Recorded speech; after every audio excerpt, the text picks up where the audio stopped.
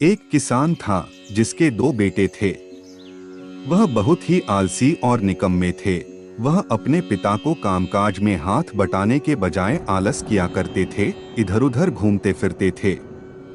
किसान को अपने बेटों की बहुत फिक्र थी। वो सोचते थे कि मेरे मरने के बाद इनका क्या होगा, यह अपना पेट कैसे भरेंगे, अपने परिवार को कैसे संभाल पाएंगे।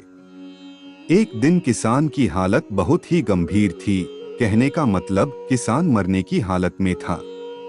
तभी किसान ने अपने दोनों बेटों को बुलाकर उनसे कहा कि हमारे खेत में एक खजाना गढ़ा हुआ है, लेकिन वह किस जगह है उसकी जानकारी मुझे भी नहीं है, लेकिन खोदने के बाद तुम्हें वो खजाना मिल जाएगा। इतना कहकर किसान भगवान को प्यारे हो गए। खजाने की खबर सुनकर दोनों बेटों के मन में लालच आ गया और वो दोनों खेत पर चले गए और खेत को खोदने लगे।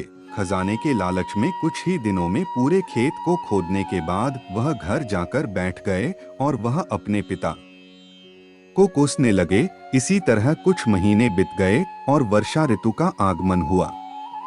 किसान के बेटों के पास पेट भरने के लिए सिर्फ एक ही जरिया था, वो है खेती।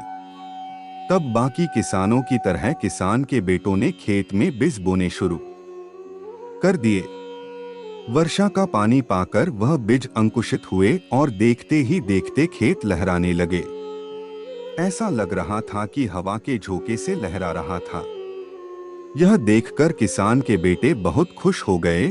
उनको समझ आ गया कि परिश्रम ही सच्चा धन होता है, और वो उसी तरह से अपने पिता के शब्दों का मोल भी समझ गए और अपने कामकाज में लग गए। दोस्तों, ये वीडियो देखकर आपको कैसी लगी हमें कमेंट करके जरूर बताएं और वीडियो को लाइक शेयर एंड सब्सक्राइब जरूर करें। धन्यवाद।